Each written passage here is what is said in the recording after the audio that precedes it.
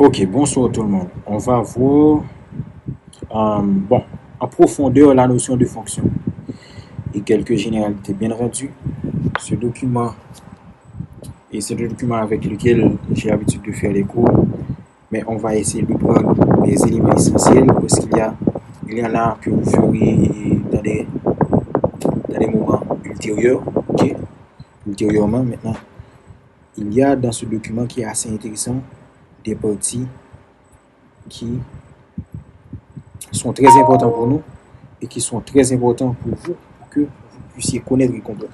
Donc, allons-y. Bon, notion de fonction, c'est quelque chose qu'on a déjà vu. On ne va pas s'attarder là-dessus. On va voir de préférence ce qu'on appelle domaine de définition d'une fonction. C'est aussi quelque chose que vous avez déjà vu. C'est l'ensemble des x de R pour lesquels f existe. Ok? Donc, c'est l'ensemble des x qui ont une image pour la fonction f. On l'avait déjà défini. Ok? Domaine de définition, c'est l'ensemble des x ayant une image par f. Bon, bien entendu, on vous donne ici une liste de fonctions et leur domaine de définition.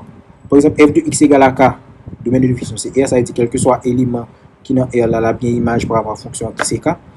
F de x égale à x, domaine de définition c'est encore R.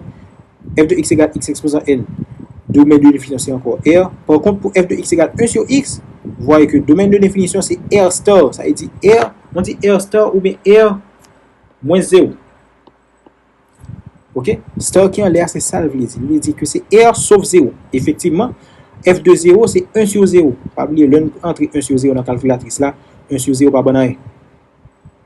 Ok? 1 sur 0 pas bonne erreur. F de x égale 1 sur x exposant n, c'est encore R star. Donc 1 sur 0 exposant n, c'est encore R star. Maintenant, les fonctions exponentielles x, ln x, cosinus x, sinus x et tangent x, vous les verrez après. Nous n'avons pas besoin d'attarder nous sur. Maintenant, justement, le graphe d'une fonction, vous vous rappelez bien de la définition. Ok? Le graphe d'une fonction, c'est l'ensemble des points m, ok, de coordonnées x, f de x. C'est ça qui définit graphe en fonction. Donc, voici le graphe d'une fonction, par exemple. Remarquez bien ce qu'on veut vous faire voir ici. Donc, un point M, ce point M là, ok, il y a de coordonnées x, y, sauf qu'il y a une relation entre ce x là et le y.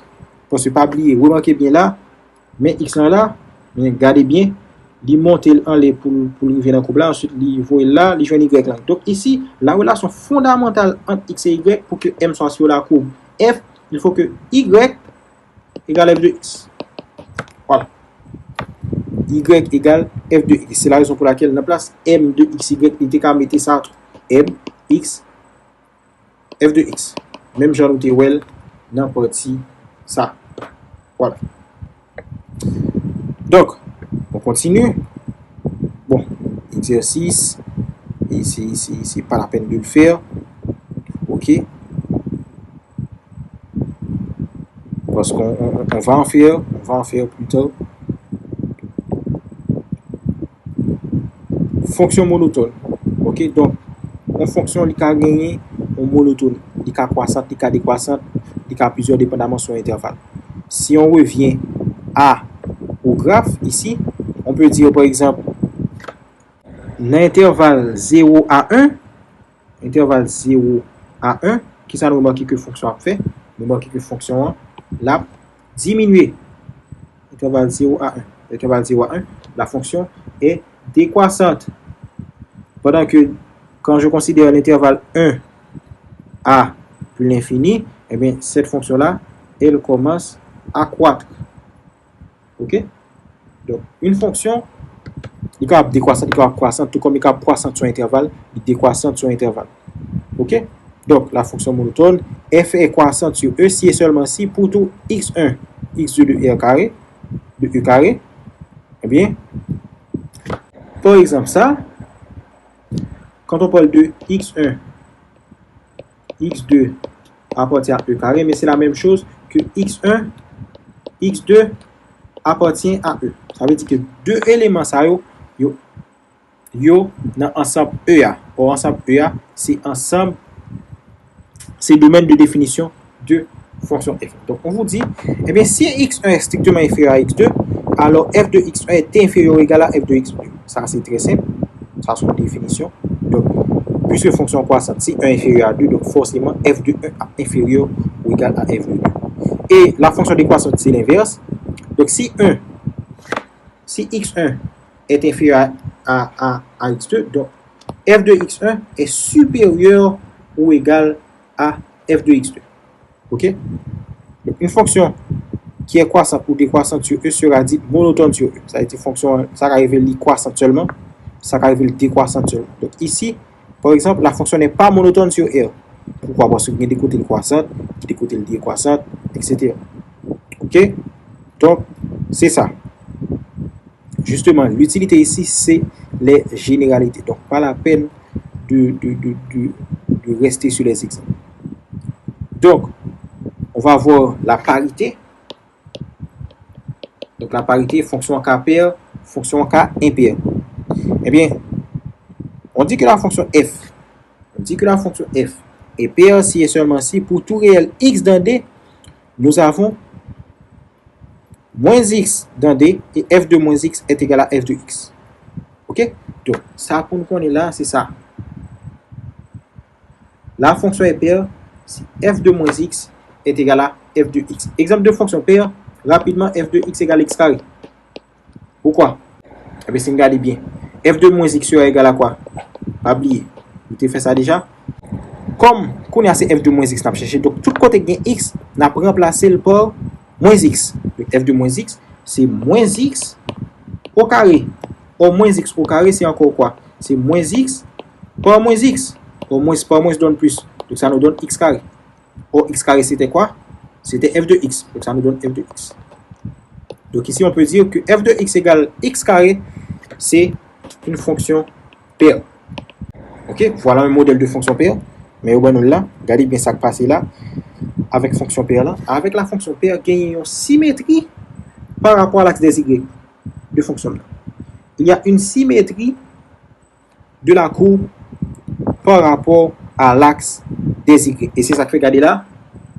Mais m. Donc ici, m', il y a un coordonnée en abscisse qui est égal à moins coordonnée en abscisse de point m là. Or, f de moins x ici est égal à f de x. Donc, m' avec m qui pas diamétralement opposé, qui opposé par rapport avec axe de symétrie qui c'est y là.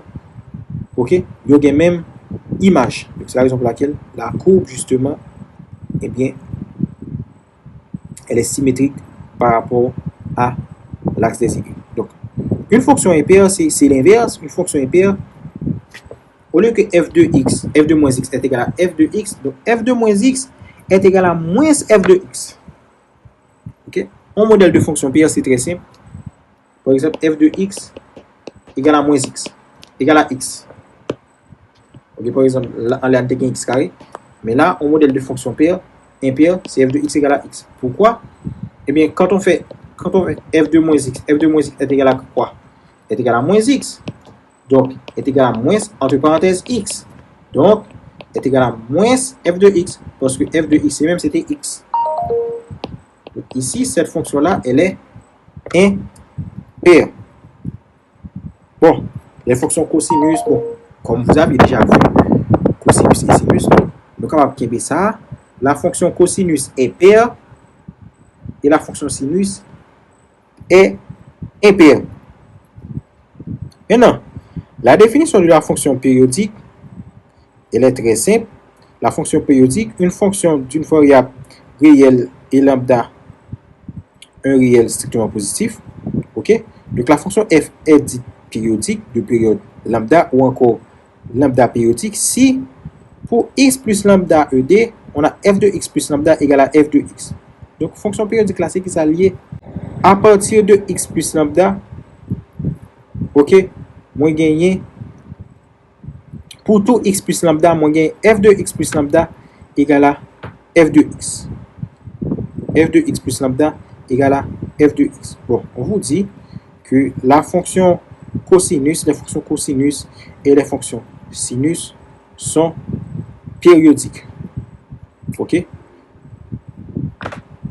On va essayer de prendre un schéma pour voir illustrer ce qu'on dit dans la vidéo suivante.